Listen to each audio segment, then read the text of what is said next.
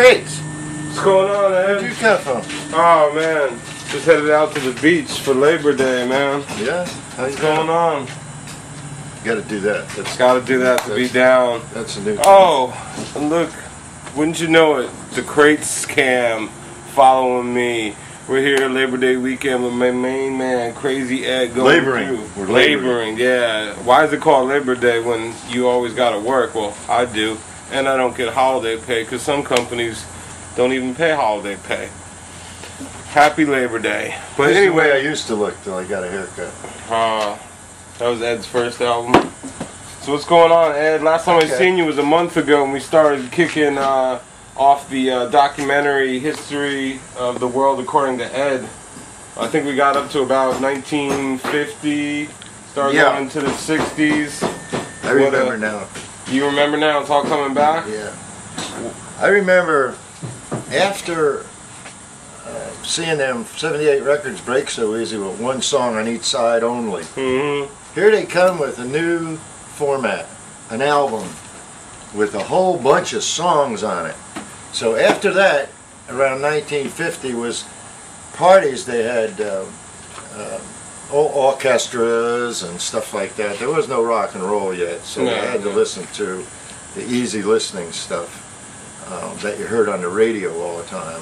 Mm-hmm. And that was the beginning of the LPs. Then they started selling them in stores, and they were great. And rock and roll came around in the early 50s. I remember, Little Richard. I said, what the hell is that playing on the radio? Now you could buy his album, and you could buy the album of all his songs. And that introduced a lot of people to a lot of different music that they probably never heard because of their region or area or where they were from. So really the 50s into the 60s, I think, the whole 50s were, you could go into a store like Target. They had different names back in that time. And then when credit cards came out and the store would give you a credit card, you could buy your albums like I did. Every month I'd go in and get the new this, the new that, the new this. I remember Sears used to sell albums. Right. Bradley's used to sell albums. Yeah, any department store had albums now. Yeah. And now Best Buy is coming around. They have a box there. Yeah, Best Buy about that. Yeah, exactly. It's all these limited edition picture disc release, which is cool. People are still releasing vinyl, mainstream big artists, but yeah, it's in Best Buy for like $25 a pop, and it's like. But you can buy stuff them reissued or Nina.com. I'll give them a Are you giving a plug here? Sure, why not? Who's this? Nina.com. Nina.com. $11.99. You can have them make whatever record you want. Oh, really? Well, the factories will make it if they have the master disc. Nina, like Nina Simone? Nina.com, as far as I know. She's been, not she, that's the name. But they've been selling, when I used to go to Record Factory, the guy would have, you want a new Rolling Stones, just like they're selling in Best Buy now for $25, $11.99. They'll make you whatever and mail it to you. So you don't really have to buy $25. That's why I don't have them here. It's a big investment. I'd get 10 records, it's going to cost me $100-some, but I'll have a brand new Hendrix, a brand new Beatles, brand new. And they're just taking them off the digitals? No, they got the master discs. The master discs. They still make records. Oh yeah, they make records. Oh yeah. So that was the LPs. That was all through the 50s. Elvis came out. I went into service. I learned about jazz because I was stationed in Rhode Island, or a lot of jazz festival and stuff. You were stationed in Rhode Island? Newport, Rhode Island. With the Pewter Schmitz? Oh yeah. The Pewter Schmitz. They had that big mansion on the river. Yeah, and a big fat guy used to come there and cut the grass once in a while. How long were you in the service for, Ed? Oh, I was for 4 years in the Marines. Oh, yeah? I spent 2.5 years in Newport, Rhode Island. Nice. That's where I heard all the jazz. On Thames Street was all jazz. Oh, yeah? And new artists. And in the bars on the jukebox was jazz. It was a jazz town. Jazz town. That's when I learned about jazz, yeah. That's when Elvis was out. The 60s? No, that was 50. Late 55, 56. 56, okay. So then you got out of the service and started dropping acid, or? No, that came later. What did you do when you got out of the service? That wasn't introduced until the later years. What about when you got out of the service? What did you do? Well, Drugs were hard to find. Nobody was doing much. There was a lot of drinking. But as far as music, the radio came with a lot of stations that played rock and roll now. That they didn't do it before. More FM. I don't know what year FM came out, but after FM came out, there was a lot of music on FM stations, rock and roll.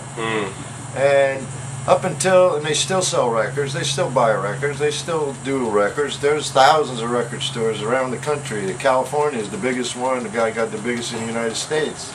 My friend was just there. Like 2 stories, you know, record, 12 people working there.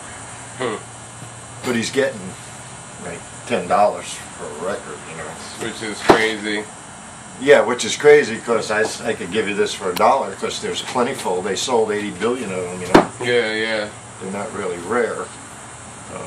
Some stuff is rare, you know that. So when did you start collecting all your records? When I first got my credit card in this store, like I said, like Target's, it was 2 guys from Harrison, you know. 2 guys, yeah. You know that.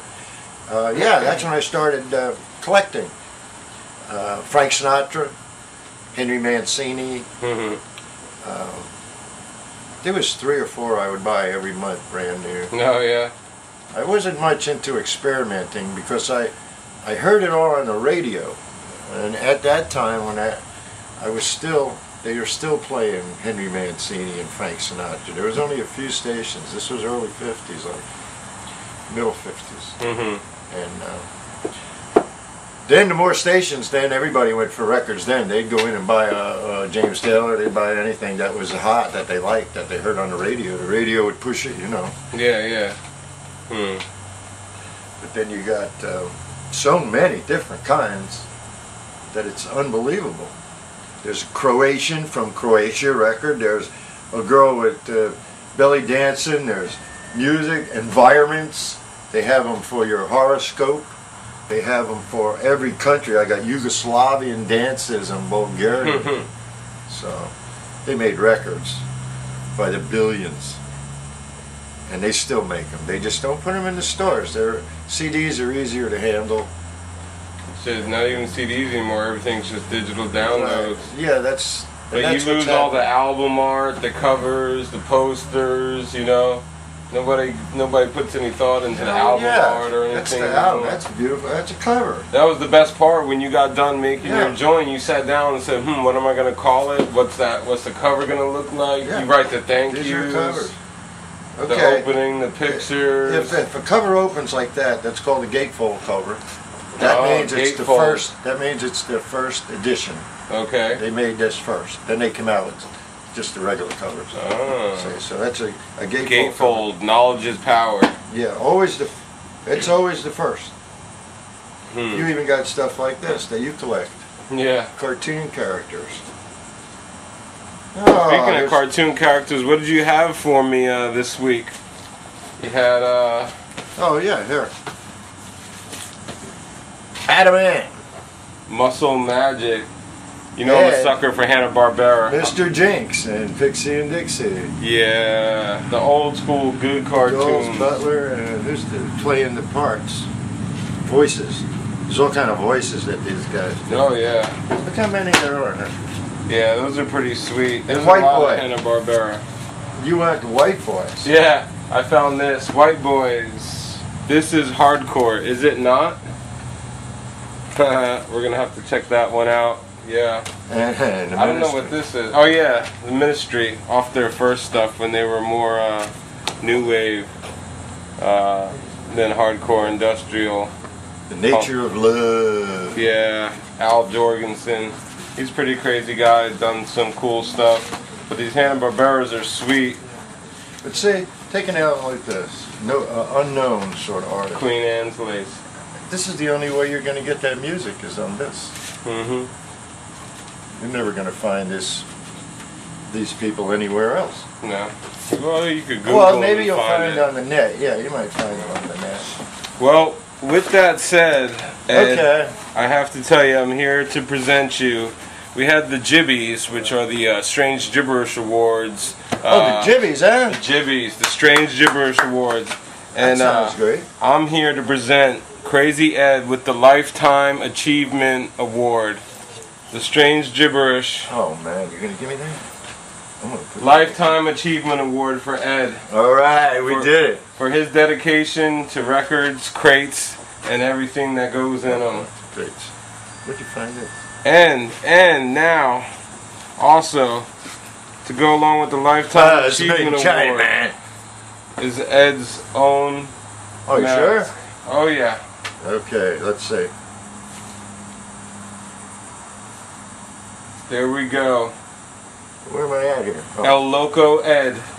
Loco Ed. Viva la Mexico! There we go. All Strange right. Gibberish. That's right. The Lifetime Achievement Award.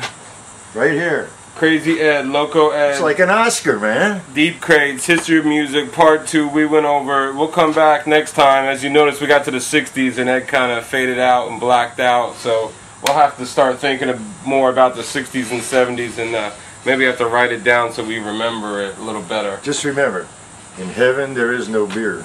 Oh, man. That's why we drink it here. There you go. When we're gone from here, our friends will be drinking all the beer. Okay? Thank you, kiddies. That was Ed's acceptance speech for the Lifetime Oh, yeah. Achievement I Award. appreciate it. This is nice. This is StrangeGibberish.net, The Crate Show, every Monday night. Check it out. The I can history of the stand world. tall now You can stand tall, sir. and hold my chest out. And also, I'd like to mention and award another Strange Jibby via satellite to Chris Omega Jackson for the best wrestling post on Facebook by a Strange Gibberish artist. Yeah, Right. big up Omega Jackson.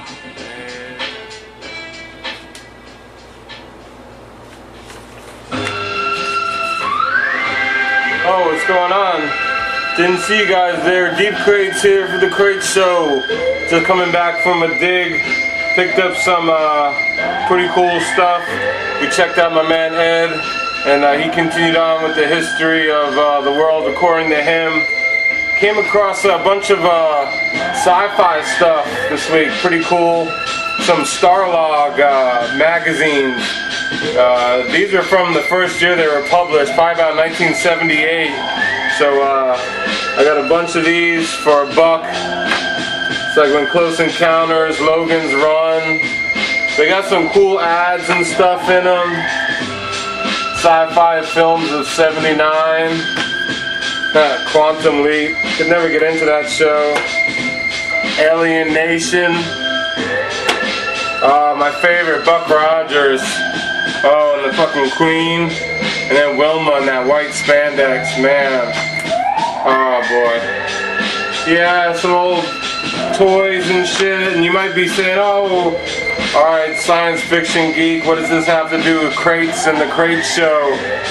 But it's funny, I actually found an article in here in this Starlog called The Rock Connection, and it's dealing with all the albums that had to do with space or science fiction or fantasy. So I thought that was pretty funny because I always try to tie stuff in, and yeah, it's mostly about the records, but you know, I'm into the sci-fi, the fantasy, the horror, all that crazy shit.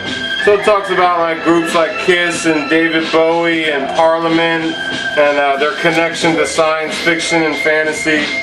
So yeah, I thought that was pretty cool. Even cooler than that, this lady had some movie posters.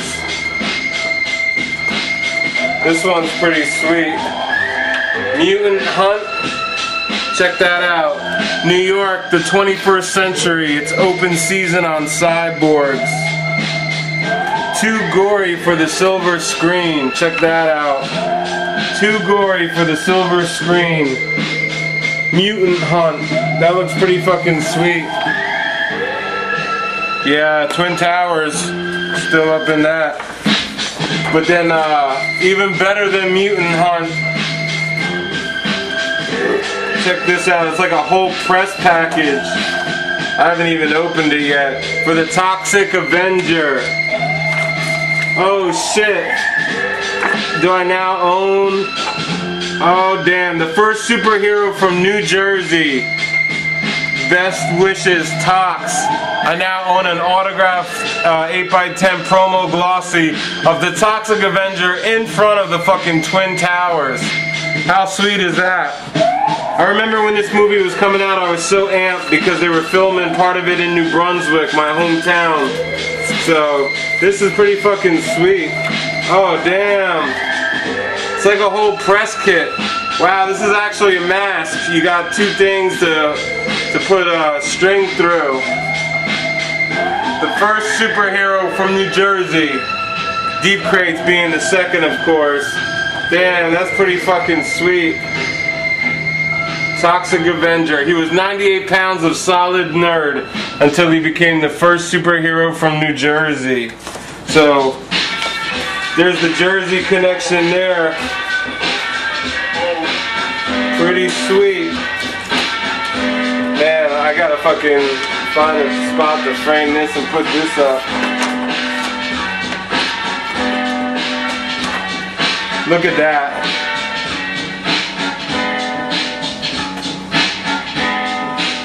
The Crate Show, putting in work. Yeah. I know they made a part 2 to the Toxic Avenger, and subsequently they also made a cartoon, I believe. I know I have an action figure too. Let me fold this back the right way. Oh man. Damn, I'm gonna fuck it up. Shit. It's like a fucking map. You guys probably too young to remember those. Back in the day you had a fucking map to find out where the hell you were going in the car, and that bitch is impossible to fold back together. Oh man, I don't want to wreck this shit.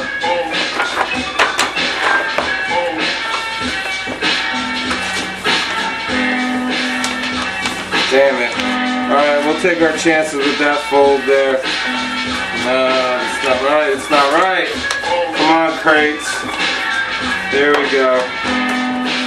So the Toxic Avenger movie press kit for $1. The Mutant Hunt poster for $1. I got like 6 Star Logs for $1.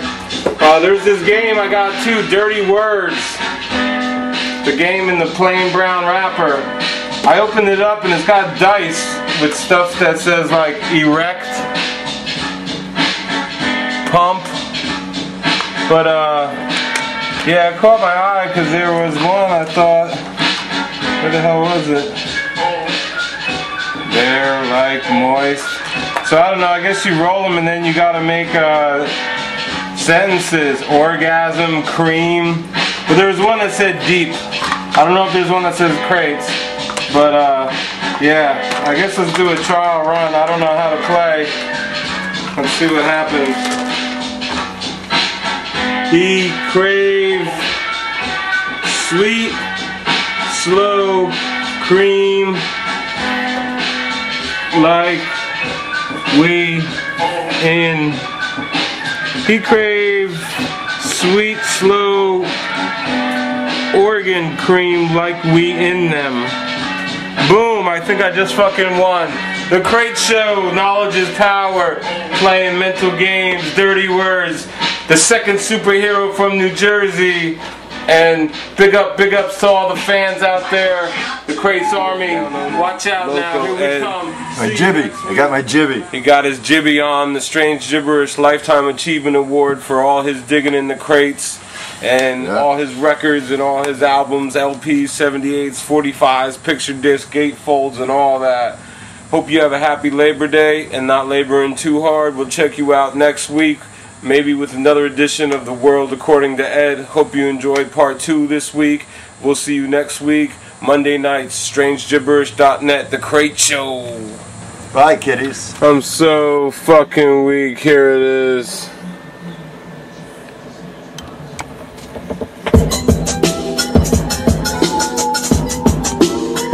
Deep Crates, heartbroken. What? She used to tell me that she loved me all the time. I turned to her and say that I'm infatuated by a lovely smile, and someday soon we're gonna walk the aisle. She said, you're my everything, my strength for life. Be the mother of your children as well as your wife. She used to tell me all the time I'm her one and only, but she ran with another man, left me lonely.